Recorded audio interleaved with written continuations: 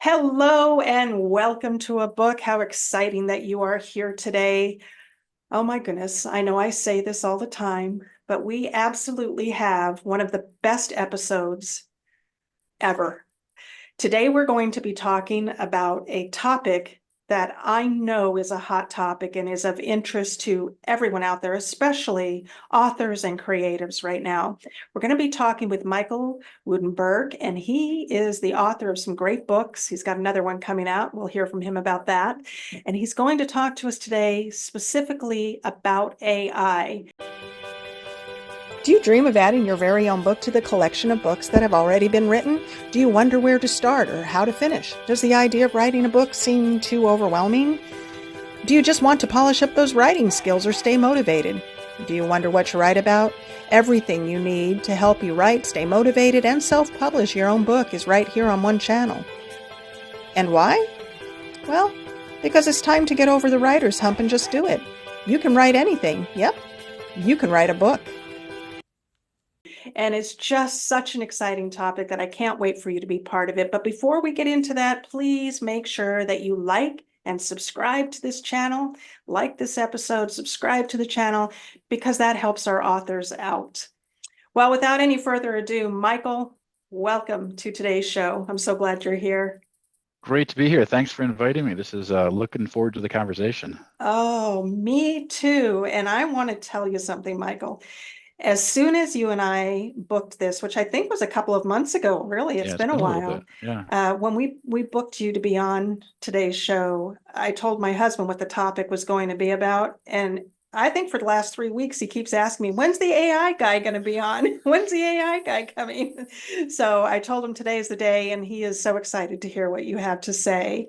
But I want to give you a chance to introduce yourself to our audience, tell them a little about you and the Yeah. books that you've written. Yeah. So Michael Woudenberg, I'm kind of a budding author. I published Paradox, which is book one of the Singularity Chronicles last year. That was a book. It's where the genesis of what we're talking about, the AI, comes in. And the tagline for that one is, in the battle over advanced AI, will we lose our humanity or learn what truly makes us human?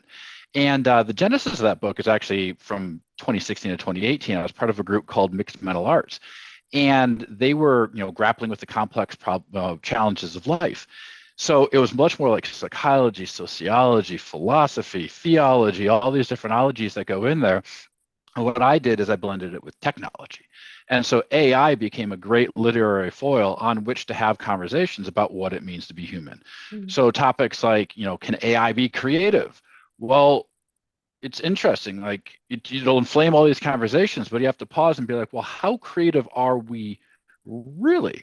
And then you get into things like, we are mimics. We do derivative creativity. This doesn't mean we're not creative, but we are not purely creative. We are not so derivative. I mean, anybody who's read a book can compare it to another book. I can tell you that Yeah. Orson Scott Card and Robert Heinlein and a web author named or with a pseudonym Pairaba have influenced this writing. The prose, the style, the flow of it is all this web serial, which is a fantasy web serial. But then the psychology, the science fiction side of it is a Robert Heinlein, Orson Scott Card kind of fusion.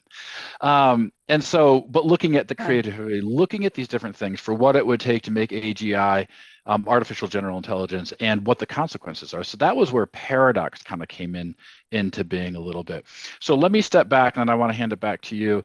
Is the so my background is basically aerospace engineering. I'm a big systems engineer. I've worked at like Lockheed Martin Aerospace Company, Honeywell Aerospace, a bunch of different companies like that. Right now, my job is supporting the Space Force. So my job is Nice. basically science fiction meets science facts already. So this is the fusion of all those kind of topics kind of together in the books. Oh my goodness. So all of your experiences really rolled into your Absolutely, writing yeah. then. That's pretty exciting. Okay, so let me share something with you. You mentioned Space Force, and for the first time ever in my life, I made it to NASA and got to Mm-hmm. go look around, and we saw, the outside of Space Force. while Yep. we were Yep. there in Florida. And that was pretty exciting for me. I Yep. never really considered myself somebody who was interested in space and that side Hmm. of technology. But after being there, I think every citizen of this country should go and check that out. It's pretty Kennedy Space fascinating Center have stuff. been there. We used to Yeah, have yeah, season passes there. yeah. Take the kids there. It was fantastic. It was an experience. It was definitely a bucket list experience. So you do all of these things. And you mentioned something that I'm intrigued with. You said you started having these conversations about artificial intelligence back in what, 2016? Yeah, 2016. We're talking about a lot of the mixed metal arts, but then AI was the idea of like I said, it's a great literary foil, literally something to kind of parry back and forth these concepts. Because if you're talking about making an AI, artificial intelligence, you're trying to make it human-like, then Mhm. what does it actually mean to be human? What are the unique idiosyncrasies? What makes us tick? And that actually becomes such a challenge because it's really interesting how little we just accept who we are. And it's interesting how many different, weird foibles that we have that, that can work really well until they don't. Yeah, yeah. What do you think the general consensus in that conversation was back then? What came out of that conversation? Well, at that point in time, AI was still very hypothetical. I mean, we didn't Correct. have anything like the large language models, Mhm. so, it wasn't quite as big. Now, here's the interesting And I'm thing. going to interrupt you there because Yeah, go for it. I think it was just such a concept that none of us believed, at least I didn't believe that it would ever be a reality. And here we are with things like Chat GPT. I always get it mixed up. Gemini and all of these different, Yep, yep, programs where we can put something in there and it spits an idea back out at us. And back right. then, we didn't think that Well, was ever going to happen. so here's this is so I'm going to go from into the tech side a little bit on this one. Is um,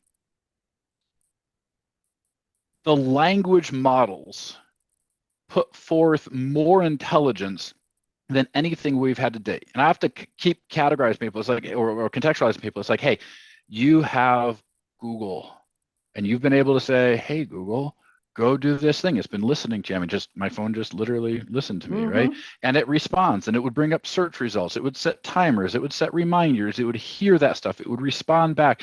My kids have been using my kids have been using Google all the time. It's like, what's the animal of the day? Hey, what's this? What's that? They've been using language to talk to AI for 5 years, right? But these large language models chipped over, and people tended to it was different. It was weird, and that's what I don't quite So weird. understand. So So here's weird. something that I want people to understand a little bit in contextualization. Um, the don't anthropomorphize AI. And that's the $5 word for treat it as if it was acting like a human. You see people like, oh, you should treat it as if it was human. And that's like, well, the challenge is then you will always interpret back something that doesn't exist.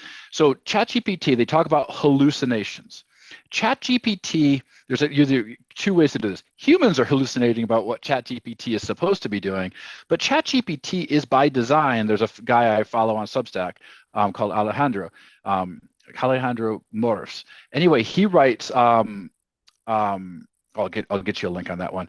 He writes a great Substack. Anyway, it's one useful thing I believe it is. That's Ethan Malik. I'm going to confuse the audience now. Alejandro talks about how ChatGPT is designed to be a hallucination machine. Oh, Now, well, here's the I don't thing. know. It's a large language model. It's not designed to be factually correct. It's designed to be linguistically correct. It's designed to do the statistical analysis of which sounds and which structures and sentences and words will follow each other to logically. And it works because it's built on an entire corpus of language on patterns and things of that nature. But it's not designed to be factually correct. So understanding what we're dealing with there, it doesn't mean it's not useful, but you have to contextualize what it is. So I think people anthropomorphizing AI into something it's not is a really big threat in how we do it because it's a language model. And it's The other thing too to remember is that somebody programmed that. It did not program itself. Somebody right, programmed that. So it can only, it's as limited as right, its programming. That's my right. take on it A hundred, anyway. hundred, 100% on that one. And so Alejandro writes mostly harmless ideas, is the Substack. So I just want to make sure I got that out there for people. Mostly He does harmless ideas. mostly harmless ideas on Substack. It's a great one. He's got some really great essays in there about practical AI, practical use, and things like that one. Highly recommend it. Anyway, the other thing to note with ChatGPT and things like that is it is language, and it's sophisticated language. It's master's level English major language. Um, and we interpret the crisp and concise and confident language with intelligence. So I asked people if ChatGPT spoke like a, hillbilly redneck from the mountains of North Georgia, would you infer as much intelligence to it? Would you trust it So as much I about want the to tell you, politics as it does now? I want to tell you my thought on that. I gave it a command yesterday in Mhm. preparation for today's show. I gave it a command. I said, please write a romantic comedy, no, a futuristic romantic comedy sci-fi with a Mhm. Western flair, something along those lines, about a Mhm. guy named Cody who robs a bank. Right. And I think I said he's abducted by aliens or something like Right. that. Right. And so what it gave back was so incredibly hilarious. It had this Western flavor to it, but it Yep. was Yep. also, I was laughing. I thought it was hysterical. It was pretty dead on with the instructions that I gave it, but it was also very generic. Yep. Oh yeah. Very, very generic. It was like um, things you would see in every Western, things you would see in every romance novel. Yes. It Well, was that's just what it's trained on, and not because it as can't. creative Right. as Because it a can regular only human. it can like I asked it in one of the essays. So I write nonfiction as well, and a lot of the topics that I explore in the science fiction were actually explored in the nonfiction first. So even in preparation for book two integration, so I wrote on some of the more complex topics on my Substack to Oh. explore them in the nonfiction to get all my facts right. So then I could weave it into the narrative of the fiction. But so for instance, the essay I wrote on can AI be creative? That's actually in book or chapter 4 of the I'm sorry, chapter 3 of Paradox. And so in there, I asked ChatGPT to write me a sonnet on a topic for which no sonnets exist. So it wrote one on quantum mechanics. Now, in fact, there are sonnets on quantum mechanics, but it's just kind of fun but it's in that exploration trying to find out how creators visit. It can't really transcend the known. It can merely kind of regurgitate what is known. Um, and so going back with the AI, with current large language models. So 2016, we had pretty sophisticated AI. 2023, right? 2022, 2023, it became sophisticated language. And that gave us a perception that it was much more Yes. sophisticated than it is. And that's the only Yes. thing I would warn people about right now is that we're doubly triggered on this one. It's complex language, and we interpret that as being intelligent. Yes. Yes. Because most of us, did you know the average person speaks and writes at a fifth grade level? Well, I mean, I And wrote so when, Paradox at the sixth, seventh grade level mhm. intentionally. So, Yeah, right, because you don't want to alienate readers right. who get lost in the complicated language. Yep. So you're absolutely correct. Then you have AI come along and the words that it is using, the language, the sentence Yep. structure is far Complex above, sentences. Yep. right, it's far above Yep. what we as individuals use in everyday writing. Yep. And And so so it it appears as if, sounds. Yep. yeah, it Yep. appears as Now, if. and again, the hallucination is what we're doing. We're hallucinating about it because one of the best examples was this fellow right after GPT-4 came out. I think he's like, I got ChatGPT to fall in love with me, and I was like, whoa, so somebody did an analysis on it and they're looking at the text and everything else. First off, when anybody comes up like that, they've worked that language model deep into a corner somewhere. But basically, when they did the linguistic analysis, they found out that mapped to the 2005 to 2010 Russian bride scam emails. So in the Oh, training data wow. or in the available data, it's got all of this open source Russian bride scam emails. And so when you're typing it, it's desperately looking for connections that make sense. And it goes all this love stuff and all Oh, this stuff. yeah. It's like suddenly, so what it actually proved was you are engaging with the ChatGPT like somebody who engaged with Russian bride scam emails, and they are just parroting back. There's a term that Oh, you may have heard called a stochastic parrot. Stochastic being statistics, parrot being just a repetition of words. So statistically repeating words back that make sense logically, and we interpret things different. We hallucinate intelligences out of that. yeah. Is my read on it. Yeah. And so that just leads me to a question. Do we Yep. really have anything to fear when it comes to AI? Do you believe we have anything to fear? I think the biggest thing to fear is us Mass hysteria? humans reacting and anthropomorphizing and freaking out about it and everything else. So you're already starting to see that within the writing community where there's people that are like, oh, you used AI generated art. I can't support that. Humans only. And yet I have to look at it. I'm like, but I wrote a book about AI. The AI generated art is actually part of the entire thing because it's not that I mean, I used a human artist. I paid him very well to help me put all my material together. But we used AI because the book is about AI. Yeah. And part of the fun of it is showing where these things work. Yeah. It kind of Yeah. adds that texture to it. I want to add to this just a little bit. So my husband is actually writing a book and he's using AI as a tool. Now, AI did not come up with his book idea.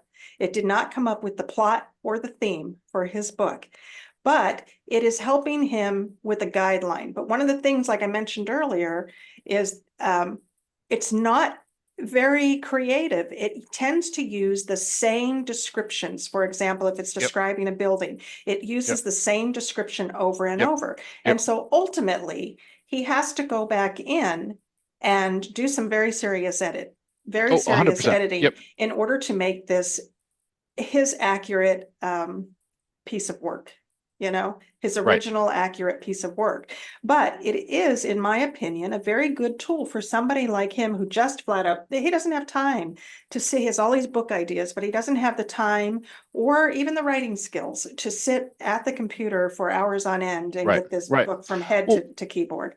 so in the so I have a YouTube channel on called Polymathic Being. It's also the name of my Substack, which is polymathicbeing.com. But so I put together a couple quick videos, like authoring videos. One is like, AI as a co-author, and another one is talking about the background of the book. Mhm. So an AI as a co-author, because people are, everyone's like, oh, you wrote a book about AI. Did AI write the book? And it's like, well, Not really. no, but what AI did, because GPT-4 came out, and I was like, I had that book Paradox in my head for 5 years. And I'm like, my wife's just like, you just sit down and read it. I'm like, that's easy for you to say, right? You're not staring at a blank page trying to figure out how to Yeah. start. So what I did, I had a really nice outline, ideas for the chapters, how things would flow. And so I sat down with GPT-4 and I said, okay, here's the laydown, da da da da da. And it spit out 500 words. So I copied and pasted it over. And then I did another one, Then you spit have it to do out another 500 words. 500. Yeah. Well, Mhm. but it was terrible. Like you said, it was clunky. It didn't. It was too. It was like a person pretending to be a sophisticated author, and it wasn't my voice, wasn't my tone, wasn't Right. good. And by the time I got done, I had written 120,000 words and had ripped out all the GPT stuff. But Yep. along the way, what I had found, what it did though, it got me off the blank page problem, Yes. right? And it gave you a guideline, It gave me right? something. And that's the thing. Yeah. Hmm. Sometimes it's easier to get started when you're correcting something that's not right then Oh, I love close that. getting to a point, but then getting your own words in there. So Mhm. when I wrote the first half of the book, I'm finding this is paradox, I'm finding my voice, it's really clunky, it's not flowing. But then about like chapter, so there's 22 chapters, so about chapter 10, 11, I felt like hitting a rhythm, right? And I started writing. When I went back and edited, I actually got back to the beginning. I'm like, oh God, this is horrible. It's And it took me a disconnected. long time, but Yeah. then I got through, and then I hit chapters 11. I'm like, oh, there's my voice.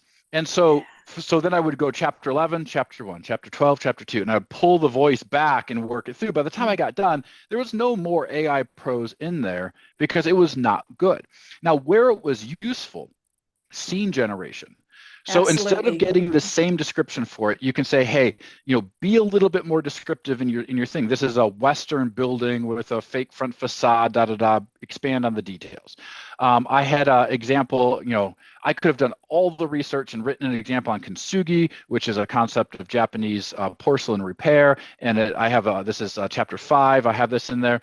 And then there's a Japanese tea shop where the conversation or tea service where the situation's happening, the scene is developing, and it's about repairing relationships using the example of kintsugi. So Kira ends up mending the relationship with her father. That allows her to join back. That's where you start kicking off the full kind of AI arc in that book, as everything's And kind of working let in me that ask way. you this. When you were stuck in a spot that may have needed some research, for example, landscape or knowing a general area, or in one of my books, a recipe that I Yeah, was putting in there, that's really helpful because it can add those right. things into your plot, for Well, you. And so and I think now it's even very helpful with it is, research. and Microsoft Bing search with Copilot, which is GPT-4 or 3.5 and 4, and then even GPT itself can do this. Perplexity.ai does this. Mm, Microsoft, not Microsoft, but Google's also doing the AI generated search results yeah. with the stuff. So you can get a synopsis, you can get on the right page. Your research can go so much faster instead of A lot sitting having to faster. stop in the middle of a chapter trying to do this research, getting distracted by everything else, Mhm. losing your flow, and not being able to get back. You can sit there, like I run multiple screens. I can sit there and type and look over here, pull this stuff together. And even if it's just a placeholder to begin with, I pull some material in and I put hooks in it for what I need to go do. And then I keep rolling. And so That's so as good. I'm writing, I'm doing the same thing I would do before. I'm just doing it faster. It's all my words. It's all my imagination. It's all my story. But the AI tools are helping work through. I use Grammarly for editing. Now, people are like, "Oh, AI." Da, da. I'm like, dude, you use spell check. Spell check is Oh, AI, right. right? And again, the same as anything else, you still have to go back and check You Grammarly have because Grammarly makes mistakes as well. Grammarly makes a lot of mistakes, and it's Mhm. funny if you ever type in, if you specifically, I like to use Microsoft Word's grammar check now is really good. It is It's pretty really good. good at catching commas. Grammarly sucks at commas. Grammarly gets phrasing and simplifications and things like that, but Microsoft's grammar check, like from simplifying, like you can set it to an informal setting, it'll check through and it will fix a lot of stuff. That's basically the Sometimes I underpinning of a think language model. it over corrects. Oh, sometimes Because it sometimes does. I want those anomalies in there in order Yes. to match the Yep. story I'm telling. So Yep. yeah, Exactly. yeah. But it's 100% on good. that one. It's good. No, and that's the thing. Like you've been using it since spell check came out. It just keeps getting better. When you look at what Mhm. it can do now, it's just kind of how it gets baked in there a lot. But Yeah, yeah, good stuff. oh, but All sorry, right. back to your husband. Back to your husband. The wonderful thing is if with Grammarly, with these spell checks, with things like that, with scene descriptions, with getting stuff like that, he can get he can truly get his creativity on the plate and then let AI help with the things that he's struggling with to Hmm. get it to flow. And then by the time he actually hands it to an editor, he's got something that's not going to get shredded apart or brutalized, right? Yeah. Hmm. He's going to have something that's a whole lot better than what he started with. Yeah, absolutely. And he's already noticed boy, it keeps making the same description for these buildings. I have to go in and change some of these descriptions because Right, it can't all look exactly alike, right? right, right. They can't all look the same. So, but it's what a wonderful thing for him to actually be able to see his visions starting to take shape. It's just like any tool. And I was equating this to, remember when we used to hammer nails with rocks? Then we got hammers. Yeah, And then yeah, we got, we had more sophisticated tools, and now we have air guns and all sorts of things yep, that can make our life yep, so much easier. And that's how I see this language-based right. AI is just making writing an easier, faster, and actually a more proficient process. Well, and then I mean, just everything that's baked into it, the ease of publishing on KDP, Kindle Mhm. Direct, right? I mean, I can literally load in and in 10 minutes take a manuscript and a cover and have a proof copy ordered, right? Yes. Mhm. That's all AI underpinning, right? It's opening up the aperture to allow to democratize the actual use of creativity. Your husband, who couldn't overcome a hurdle of writing to get his creative thoughts out there, now is. And I think that's the crazy thought. And we started this conversation where you asked me what I worried about, right? What the fear. And I think it is us. And I think it's the bigger misunderstanding. So what Paradox does specifically, Paradox starts off and introduces any reader to the idea of both AI and where it's at, what it's at doing, and humans and how and what we're doing and how those can play together. And that's the crux of what happens in Paradox. We both do lose our humanity in the book and learn what truly makes us human. And so, it was interesting because you're like, I'm writing a book about apocalyptic AI, and I was trying to figure out what's the fastest way to kill the most number of humans. And it was basically the answer is figure out how to get the humans to do it themselves. Isn't that true? Isn't that true? Right, but when we talk about like all the conflagration of all the angst about it, like I wrote an essay on no AI isn't killing artists, and this person's like just absolutely in this tizzy about it, and I'm talking about creativity, I'm talking about how it's allowing people like your husband to go do these things, and just losing their mind, like, well, I wouldn't read your book anyway, I just have ChatGPT read it. I'm like, and you are literally the manifestation of where AI is going wrong, is that this person who's freaked out about AI is a problem. Yeah. Right. Yeah. They're the ones that are going to, and here's what I think. I think these are the same people who said that the internet was going to take over 24 years ago, photography. whenever Read it up about was. the history of Uh-huh. photography. Photography was going to Oh, put no painters out kidding. of business. Television, moving Right. pictures, Oh, everybody was geez. afraid of The those. They were afraid of plays. vehicles and But now people have access to everything, right? We have more access, we have higher standards of living, we have more art, we have more authors today than we ever had before. Your husband is joining the ranks of authors because he now can. Correct. Right? Let's talk about the Yep. economic implications. I believe that more people will be able to make more money as a result of AI. I really do. And especially as it gets more and more sophisticated, there are more programs that come Right. out for people to use. So I heard a story once that made so much sense to me. And I believe that this is true where AI is concerned. There was a little village and people used to go out, the fishermen used to go out with their poles and they would Yep. cast their poles out. And one day somebody came up with this idea of a net. And they went Mm-hmm. out in a boat and they threw a net out and they were able to catch hundreds of fish, not just one at a time. Well, what that did is it eliminated all of the jobs for the fishermen that were on the shore with their Right. pole. And those fishermen had to suddenly find new jobs. So they started to create new jobs. They became teachers and Yep. bankers and other Yep. things. And what I think is this is not going to take jobs away from people, but it Well, is yeah. might change how people do those jobs. Well, This to 100%. me, That's this that, is but just an that's the story. It's opportunity. just the story of progress. There's a book that came out Right. a few years ago. It was actually, a hot topic in that mixed mental arts group I was talking about. The book is called Jobocalypse: How Automation AI is Going to, and it was just like there's always an apocalypse. There is always going to be an apocalypse. Like that's Yeah. the story as old as time. But yet we seem to overcome that, and yet we also will freak out about it. Now, I am not a techno optimist, and I'm not a techno pessimist. I'm definitely a techno pragmatist, and so I kind of balance the two. And that's not, I don't believe in false binaries. That's a title of one of the chapters in Paradox, is false binary, because when Let, you force an either or, everything just starts crumbling apart. So I think we need to have, ethical AI. We need to have these different mhm. topics. But what is ethical AI? Well, what is AI? Like, we need to eliminate bias in AI. Well, what is AI? AI is nothing more than mathematically encoded bias, mathematical bias, to take a large amount of data and stereotype it into chunks so that you Mhm. can get insight and everything else, right? Large language models are using statistical weighting on profiles of common responses that can make sense, and even rules around how to write a book, like how to introduce characters, what we follow, all these systems, right?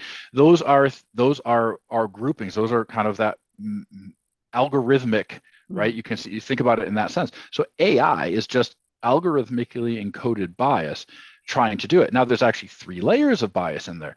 There is the kind of the bias of what you're trying to do, the goal you're trying to go for, because a goal is a bias. It is the data that you're using, which can be dirty or otherwise, you have to sort it. So there's a data and a measurement bias. But then the algorithm, like I said, itself is biased, because if you don't like the outcome you're getting, you can put your finger on the scale and you can shift that. So if you remember, I think it was Google's Gemini was doing all of the racially diverse Nazis and everything else. If you saw the kerfluffle about that, that is literally somebody pushing their finger on the algorithmic bias scale, trying to counter what they see as a cultural bias and try to balance those two over. Now they pressed too hard, Michael, and it shot out. that is really people's fear, is that there will be so much bias programmed into that because they don't understand how the programming itself works. But people have this fear that there will be this mental programming, if you will, brainwashing from these AI programs, because somebody in the background wanted to introduce their take on how things should be. Well, and that's another tale as old as time, right? I mean, you just described religion. Right, but you also we could debate that. You just described philosophy, schools of philosophy, and they're different things, right? It's these different ways to kind of interpret and view the world. I mean, the hedonistic side of the house versus the Stoic side of the house, 2 different ways to view the world and how you engaged with it. So I think going back to the book, so Paradox, book 1, it starts off a lot of these topics that we've already talked about. Chapter 4 is biasing bias. And then false binary, I think, is chapter 19.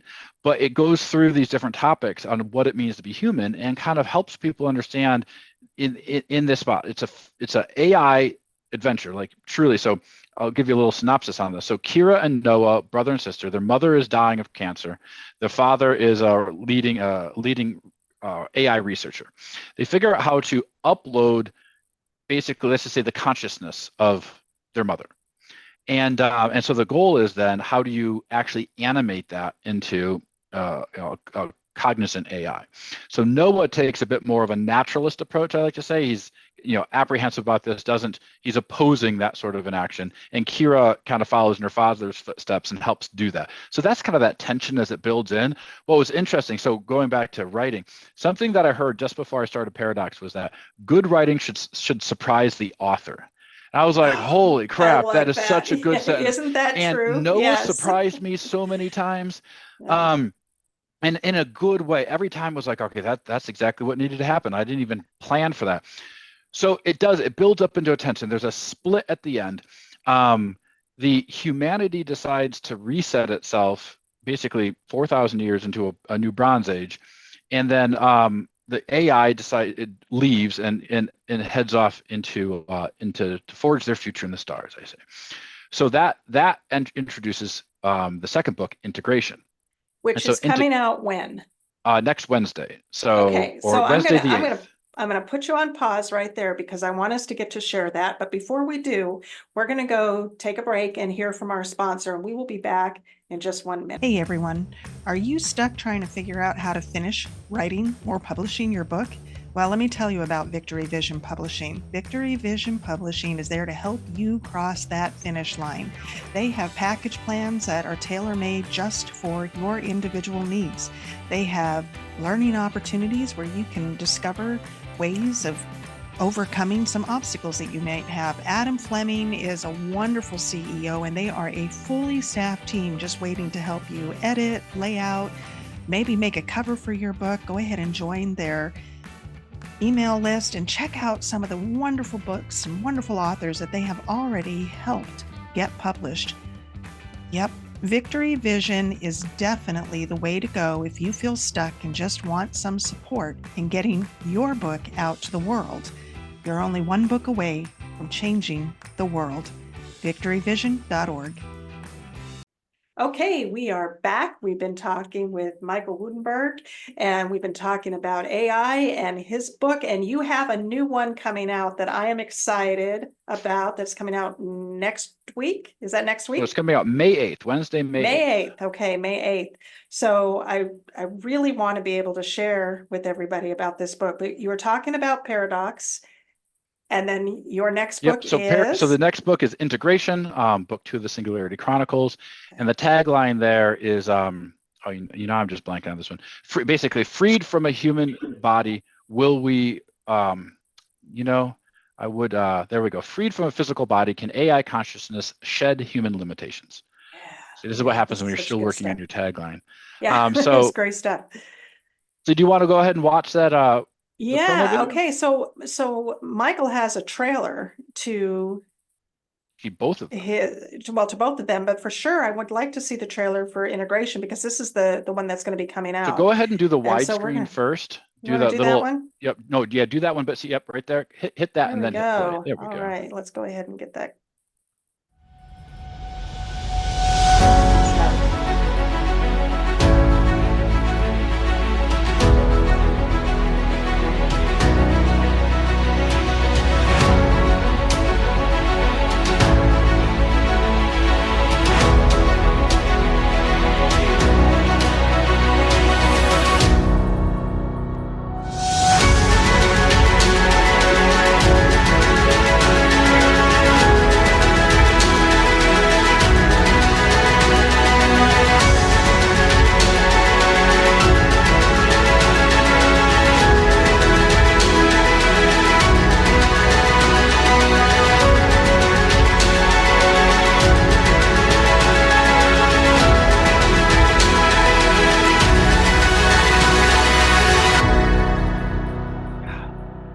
Pretty cool. Let me ask you a question. Yeah. Did AI make your trailer?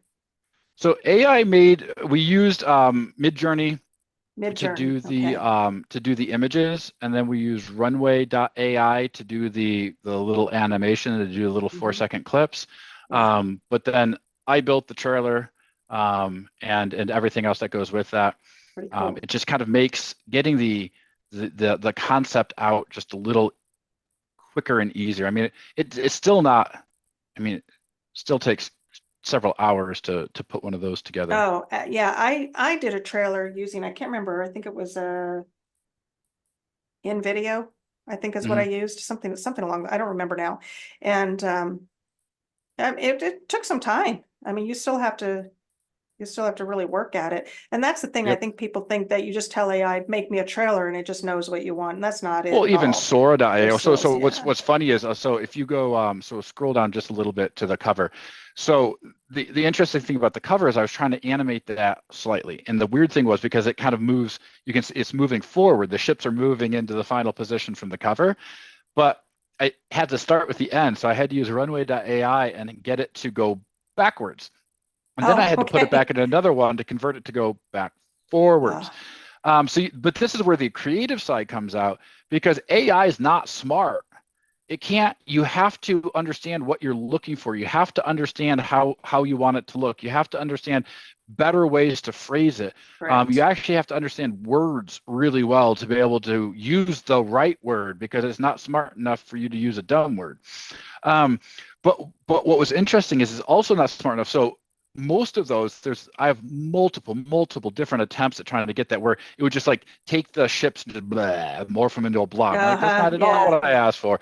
Or like the people, like they're like the laughing people. It's like, oh, they're laughing. And then their faces go Mhm. blah, and melt into something else. You're like, Or oh no. they have a third arm. Yeah, the arm Yeah, this sprouts out of crazy their back stuff. or something like that. It's like, no, that's not quite right. We'll try that Yeah. one again. Um, but no, so paradox, like I said, in the battle over advanced AI, will we lose our humanity or learn what truly makes us human? And the second book is looking at how much of being human, because this is the AIs, our consciousness is uploaded from humans, and so they have all of the thoughts and experiences and Mhm. emotions. But how much of who we are is based in the physical body, right? Yeah. Like, what does it mean to be a woman if you don't have a physical body? What is the difference? Is there something useful about your experience now that you don't have a body versus my experience now that I don't have a body, right? What does that mean? Is there something unique and valuable about it? What about race, right? Culture. How does that play into this when you don't have a body, when you don't have a skin tone, when you don't actually have words, right? Like you don't have Mm. speech because you are literally in a computer system, right? You are bits and bytes that are in there. And so it's exploring, it's kind of interesting because some of these topics would be so inflammatory in some ways because what are you trying to say? But here they have to deal with them.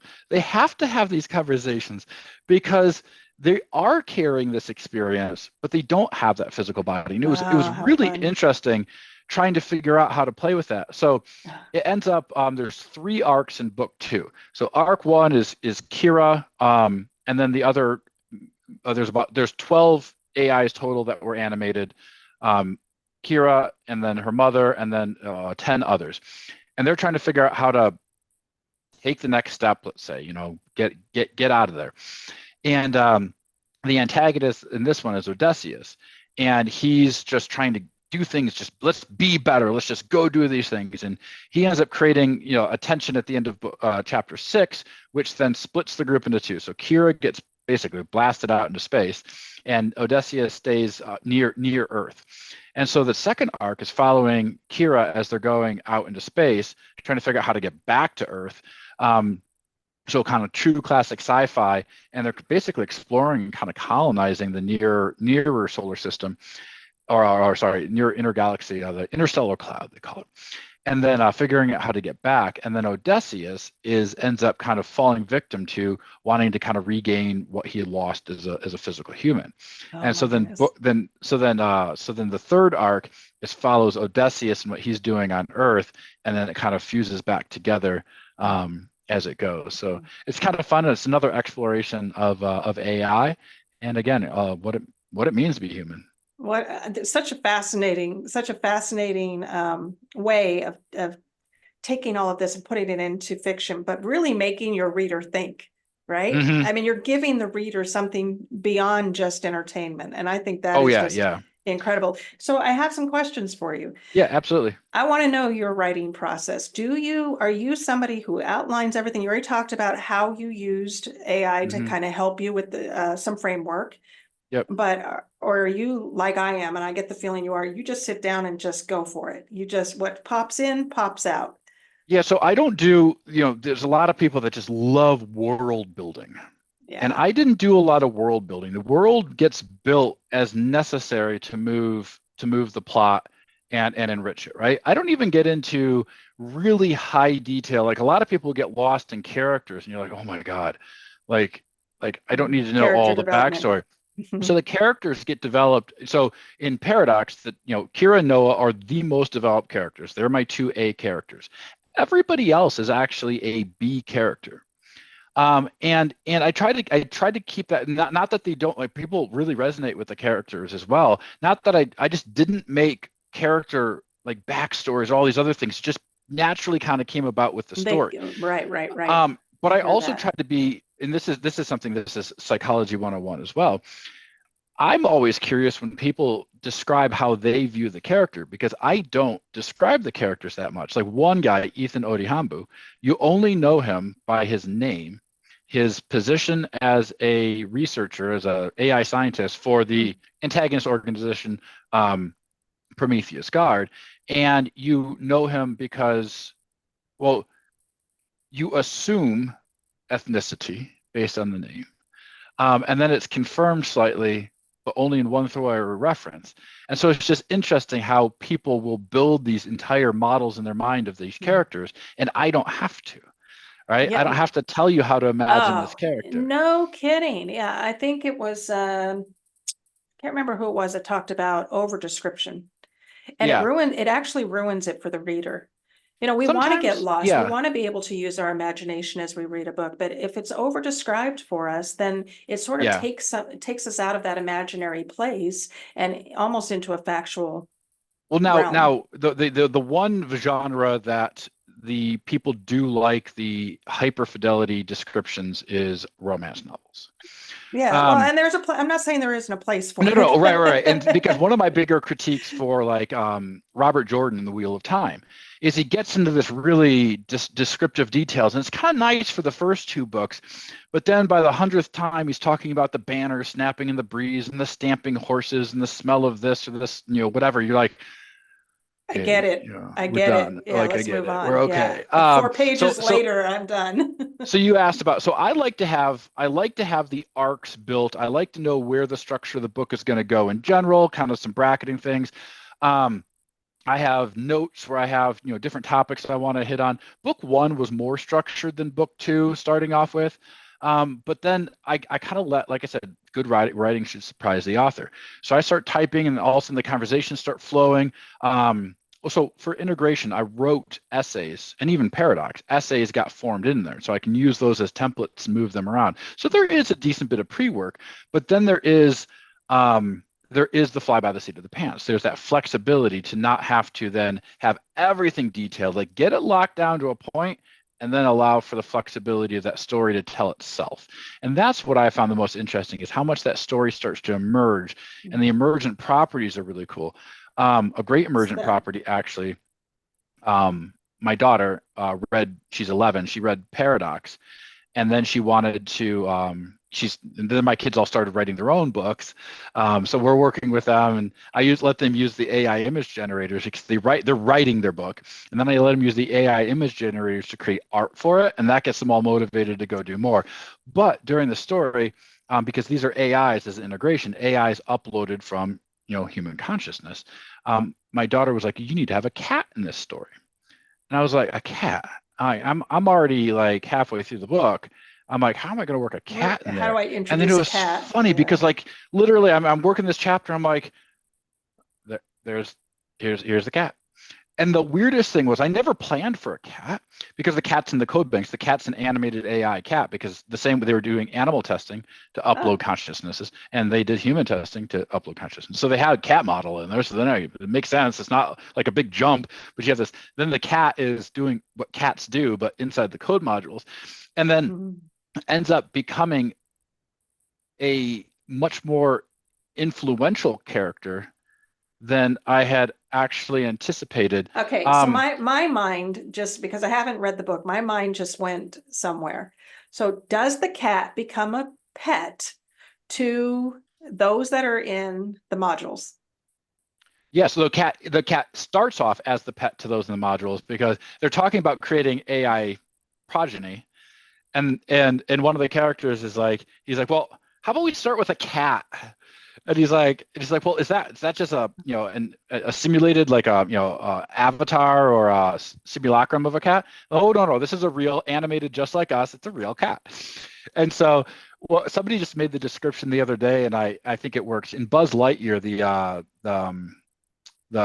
his own movie, there's a cat called Socks the cat, which plays, I didn't even think about this at the time, but plays a very similar role to what Pudding does in the book. Ugh. But that's something that was an emergent thing. I did not plan on Pudding. That was my daughter literally coming in, standing here, looking at this. Because my cat sleeps on my computer in front of me to the point that she blocks my heat vents, and I have to move her because I can keep typing so my computer doesn't overheat. So the cat's sitting there, I'm petting it. I'm typing on my computer just like this, looking at the screen just like this. And my daughter comes Good in, she's stuff. like, you should write about Pudding. You should write Pudding into the book. And I was like, okay. Yeah. And so that kind of fly by the seat of the pants is part of the process of writing, letting the story emerge a little bit more organically within the balance, within the structures, but letting it flow and kind of, I like to say, tell itself. Yeah, yeah, yeah. And I love that kind of writing. I mean, that's the best. I think for me, it's so much more stressful to have to follow the outline and make sure that I have all of the T's crossed and the I's dotted and all that stuff. It's so much more fun to just flow Yep. with it, that free Yep. flowing stuff. So I really I like think that. it When did works you for write your me. first book? Your very When did I first book? So the Paradox I wrote, so I sat down and wrote that one March, April of last year. Okay. And that And was then the first book you that was ever that was wrote and my first, well, published? that was my yes, that was my first book. That was my first novel, first ever attempt at fiction writing, Okay. was Paradox. Okay. And then over Christmas this year, I sat down and wrote integration. So that was one. I'm a binge writer. That's my other thing. Like people are like, oh, just Gotcha. write 500 words a day. No, like even in Uh, my essays, like I can sit down and crank out like 5 essays on polymathic being, and then I'll do all the recordings and everything else, and then I'll schedule them out. And I won't write for another couple of weeks. I'll just be collecting and reading. I yeah. wrote integration, the majority of it in 18 chapters in 21 days, one chapter a Yep. day, basically on Yep. average. Yep. And then I stopped, and then I went through my editing cycles, which I do an editing cycle. Then I hand it to my wife, who does an editing cycle. Then I go back through do an editing cycle.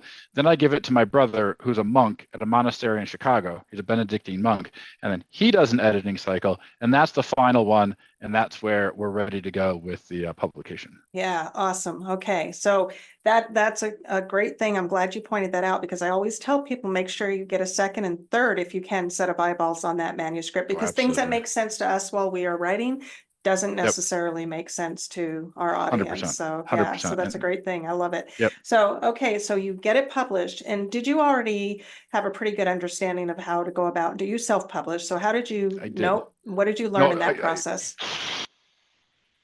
I What that didn't you was learn? Would that have been a better um question? no, I think so. Remember, so I do a lot of advanced technology analysis for my day job. So I'm pretty savvy when it comes to kind of understanding Yeah. these different idiosyncrasies.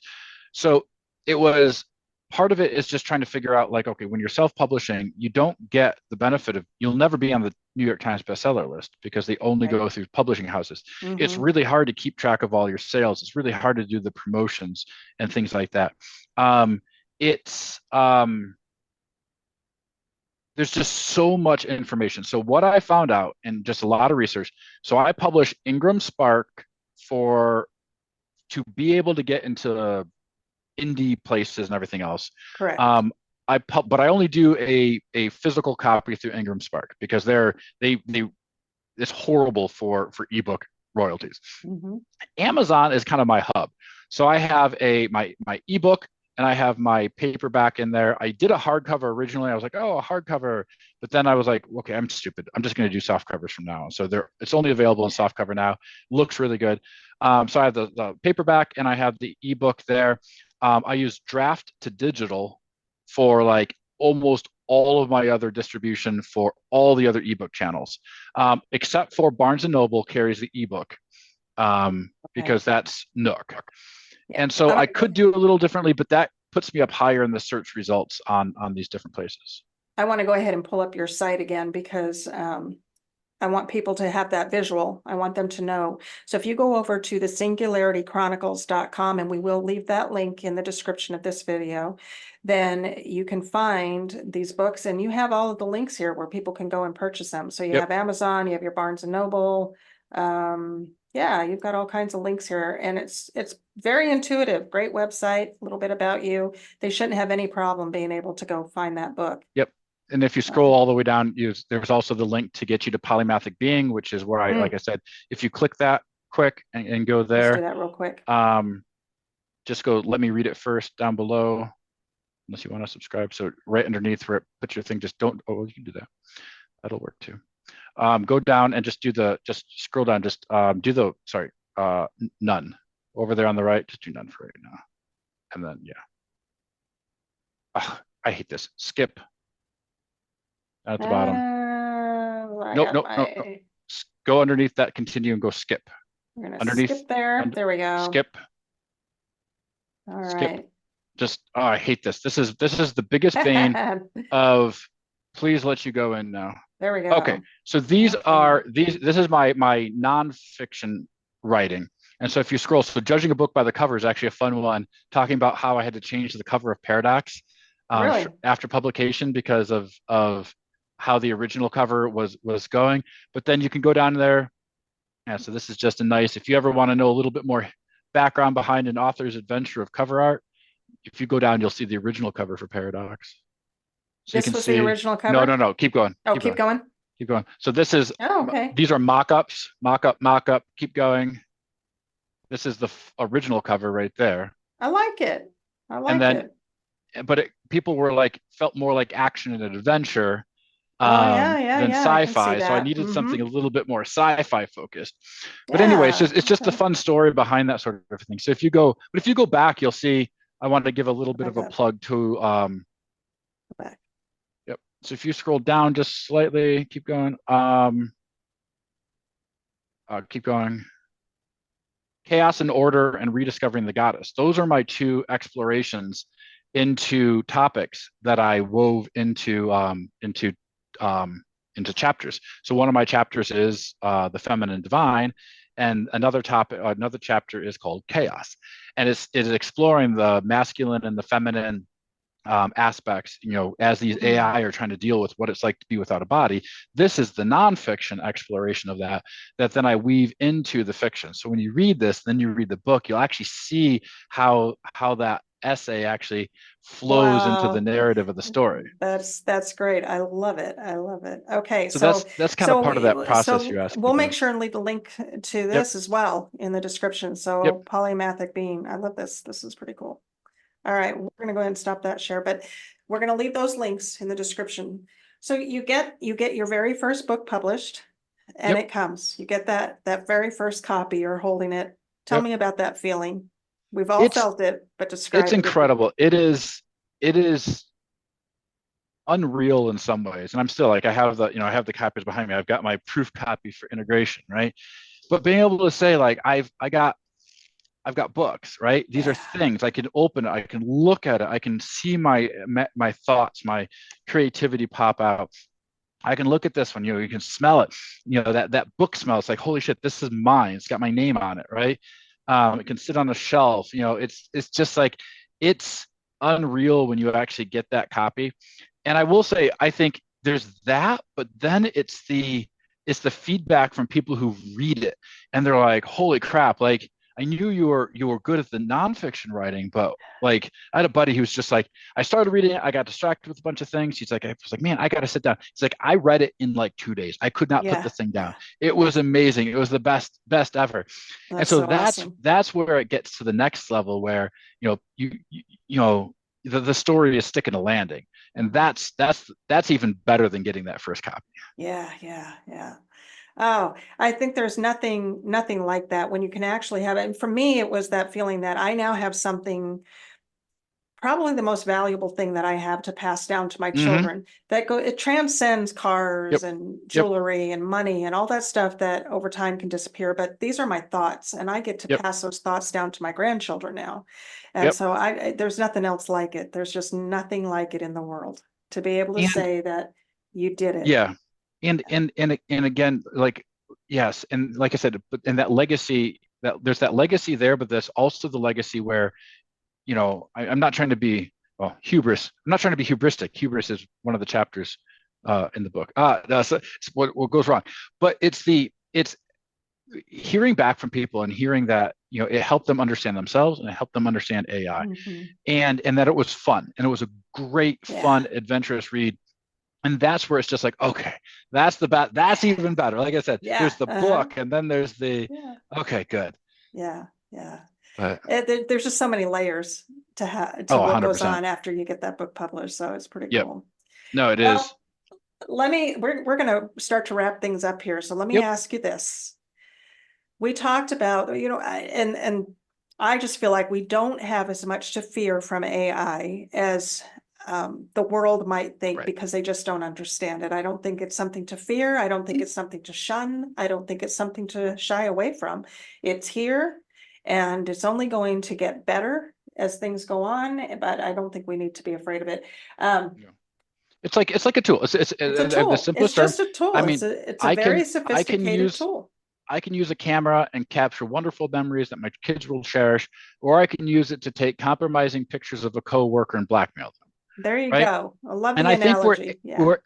where AI you start seeing the problems where people are using it for bad ends, right? Mhm. Oh, and where people aren't slowing down long enough to understand who they are, to understand where AI is being used poorly.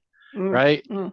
So And I true. think there is a risk. Don't get me wrong. Like fire, like photography, like anything can be used for good Are you or going to ill, use the brick to build a building, or are you going to use the right? brick to smash in somebody's Are you window? going We to have learn choices. how to use the brick to build the building, or Yeah, are you just going to throw bricks to smash them, right? right. It takes a little bit more effort. And like we've talked about before, I think it has huge opportunity when used right, when used healthy, right? When used to advance your craft.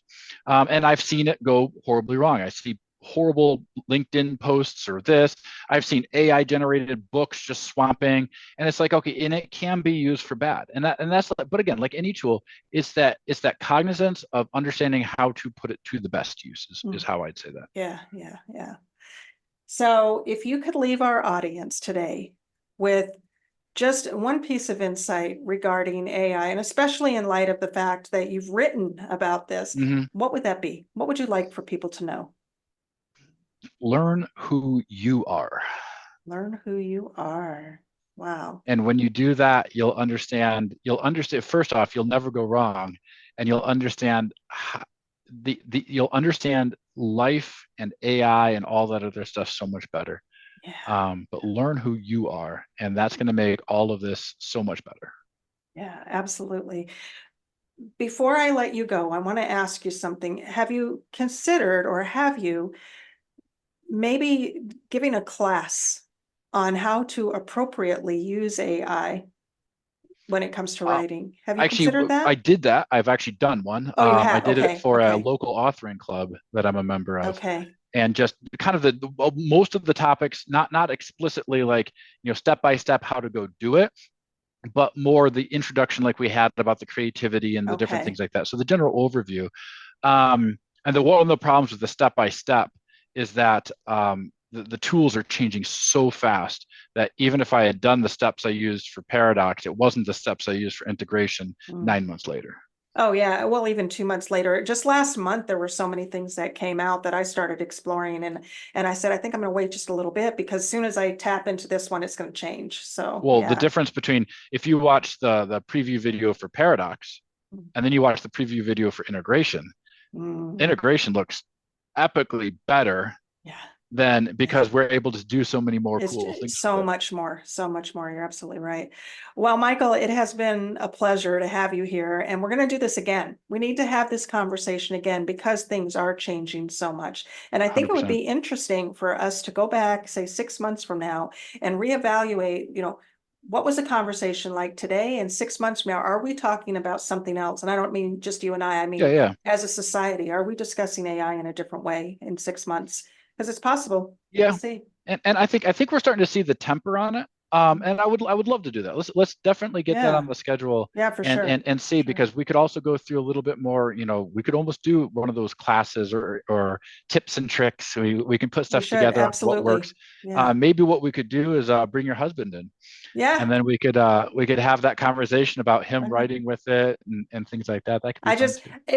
to me, and this is how I feel about it right now, AI is such a fun exploration. I am having fun exploring and playing with it and learning and, It is. and It's see and understanding that it is just not as creative as we are. it's It's just useful. not. It's It's so useful, and useful. and I Yeah. would recommend if maybe we can put this from the show notes.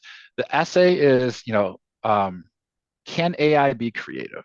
And Mm, I'd say maybe it's if great. I was going to give one pointer back to the know who you are, that's probably the best one for people to start with on understanding AI and humans and knowing how we work through creativity. And Wow, that that's is, I great. think, an incredibly important one. Yeah, yeah. Well, for sure, we're gonna readdress this entire Perfect. topic, I Love it. think. Well, listen, you have been hearing from Michael Woudenberg today, and what a fantastic conversation we've had. So interesting, especially right now with AI being such a hot topic, and I think a misunderstood topic. But you've joined us today. I'm going to make sure and leave the description to Michael's books or the links in the description to Michael's books, and you can go over and get those. In the meantime, thank you so much for spending your time with us. As always, have a wonderful day and God bless.